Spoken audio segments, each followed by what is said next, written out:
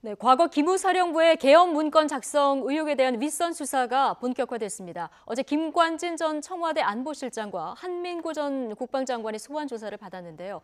두 사람이 혐의를 강력히 부인한 가운데 열쇠를 주고 있는 조현천 전 기무사령관은 여전히 해외에 머물면서 수사에 응하지 않고 있습니다. 취재 기자 연결해 보겠습니다. 강정규 기자. 네, 국방부입니다. 네, 먼저 어제 소환 조사 내용부터 좀 짚어보죠. 김관진 전 청와대 안보실장 어제 11시간 동안 조사를 받고 귀가를 했는데 현재 수사 선상에 오른 인물 가운데는 최고위직입니다. 어제 수사에서 본인을 둘러싼 혐의 모두 부인을 했다면서요. 네, 그렇습니다. 김관진 전 청와대 안보실장 어제 오전 10시 군검 합동수사단이 있는 서울 동부지검에 출석했습니다. 피의자 신분으로 밤 9시까지 11시간 동안 고강도 조사를 받았는데요. 조사실을 나오면서 계엄 문건 작성을 지시했느냐는 기자들의 질문에 관련이 없다는 걸 충분히 설명했다며 자신에 대한 혐의를 부인했습니다. 김 전 실장에게 적용된 혐의는 내란 예비음모죄입니다. 합수단은 김 전 실장 소환에 앞서 박근혜 정부 시절 청와대 안보실에서 근무했던 장교들을 대거 소환 조사했는데요. 이 과정에서 김 전 실장이 지난 2016년 9월부터 10월 사이 계엄령 검토를 지시했다는 진술을 확보했습니다. 일명 희망 계획으로 북한의 급변 상황에 대비한 계엄 선포 계획이었습니다. 특히 여기엔 계엄 사령관을 육군 총장으로 삼고 국회가 계엄 해제를 의결하더라도 계엄 상황을 유지할 수 있는 방안 등이 담긴 것으로 전해졌습니다. 따라서 합수단은 이 희망 계획이 기무사 계엄 문건으로 이어진 것으로 의심하고 있습니다. 그러나 이 희망 계획은 어디까지나 2016년 9월 북한의 5차 핵실험 직후 급변 사태에 대비한 조치였다는 반론이 제기됩니다. 청와대 안보실뿐만 아니라 국방부와 합참, 국정원 등 여러 기관이 참여했고 공식 회의도 여러 차례 열렸다는 후문입니다. 시기적으로도 9월부터 10월 사이에 집중 논의됐는데 최순실 국정농단 사건과 촛불 집회가 본격화되기 이전이었습니다. 김 전 실장도 바로 이런 점을 근거로 어제 소환 조사에서 내란 음모 혐의를 강력히 부인한 것으로 전해졌습니다. 네, 어제 한민구 전 국방부 장관도 합수단에 나와서 조사를 받았는데요. 한 전 장관을 둘러싼 혐의점 또 쟁점도 좀 짚어볼까요? 네, 한민구 전 국방부 장관 어제 오전 10시 반쯤, 그러니까 김 전 실장과는 30분 차이를 두고 조사실로 들어갔습니다. 김 전 실장과 마찬가지로 내란 예비 음모 혐의를 받고 있는데 조사는 새벽 2시까지 14시간 동안 김 전 실장보다 더 길게 받았습니다. 한 전 장관은 촛불 집회가 절정에 달했던 2017년 초 기무사의 계엄령 검토를 지시했습니다. 이에 앞서 노수철 당시 국방부 법무관리관을 통해서는 위수령 존치에 대한 법리 검토를 지시하기도 했는데요. 이에 대해서는 한 장관 본인도 인정하고 있습니다. 그러나 내란 음모, 그러니까 계엄 문건이 실행 계획이었느냐는 부분에 대해서는 인정하지 않고 있습니다.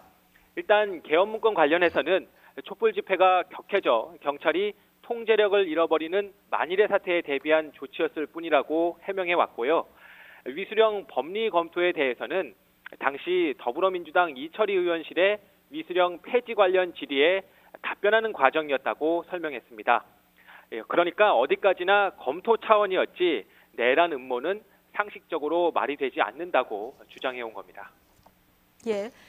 자, 결국 어제 소환 조사에서 두 사람 모두 혐의를 부인을 한 건데요. 합수단의 구속영장 청구 가능성은 있습니까?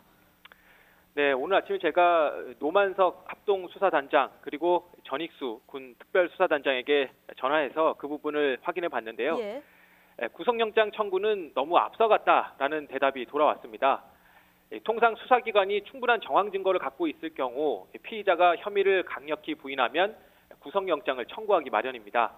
증거인멸이나 도주의 우려 때문에 구속수사에 필요성이 있다고 판단하는 겁니다. 이번에도 김관진 전 실장과 한민구 전 장관 모두 혐의를 부인했습니다. 그러나 합수단은 영장을 치기 어렵다고 판단하고 있습니다. 계엄 문건 작성을 직접 주도한 조현천 전 기무사령관을 아직 조사하지 못했기 때문입니다. 사건의 열쇠를 쥐고 있는 핵심 피의자의 진술을 확보하지 못한 상태에서 법원도 거물급 예비역 장성의 구속영장을 발부하긴 어려운 상황입니다. 예.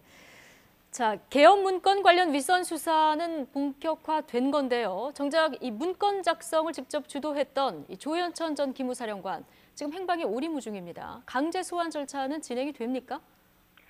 네, 조현천 사령관은 지난해 12월 미국으로 넘어가서 아직 현지에 머물고 있는 것으로 알려졌습니다.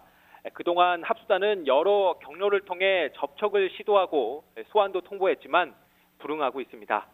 합수단은 결국 지난달 조 전 사령관에 대한 법원의 체포영장을 발부받았습니다. 이를 근거로 외교부를 통해 여권 무효화 조치에 돌입했고요. 경찰을 통해서는 인터폴에 공조 수사도 요청하는 등 전방위 압박에 나섰습니다. 그러나 인터폴의 적극적인 협조가 이루어지지 않을 경우 국내 송환 절차는 장기화할 우려가 큽니다. 여권이 무효화된다고 하더라도 현지에서 별다른 말썽을 일으키지 않는다면 적발되지 않고 오랜 기간 더 체류할 수 있기 때문입니다. 실제 12.12 군사 반란에 가담했던 조홍 전 육군본부 헌병감은 해외로 도피해 22년 동안 기소 중지된 상태입니다. 예. 지난달 합동수사단이 조현천 전 사령관에 대한 체포영장 발부받으면서 국방부 또 육군본부의 인사 관련 조직을 압수수색했었는데요. 인사 문제까지 들여다본 이유가 있을까요? 네, 말씀하신 대로 합수단은 지난달 20일 국방부 인사복지실과 육군본부 인사참모부 등 인사 관련 조직을 압수수색했습니다. 조 전 기무사령관이 계엄 문건을 작성할 무렵 군 장성급 인사에 개입했다는 의혹을 확인하기 위해서인데요. 최순실 등 국정농단 사건이 불거지기 직전인 2016년 10월 조 전 사령관은 기무사의 인사검증 권한을 남용해 군 인사를 쥐락펴락했다. 이런 내용의 보고서가 정치권에 흘러 들어가기도 했습니다. 여기엔 당시 조정설, 장경수 등 군내 사조직으로 알려진 알자회 멤버로 거론된 인물들이 이듬해 4월 장성 인사에서 군의 핵심 요직을 꿰차는 내용이 담겨 있었는데요. 특히 조 전 사령관의 경우 육군 참모총장에 내정됐다는 내용이 있었습니다. 합수단이 군 인사 조직을 압수한 것은 이 같은 보고서의 신빙성을 따져보기 위한 절차였습니다. 조 전 사령관을 비롯한 알자회 멤버와 국정농단 세력 간의 연결고리를 찾는다면 계엄 문건의 윗선을 밝히는 단서가 될 수 있기 때문입니다.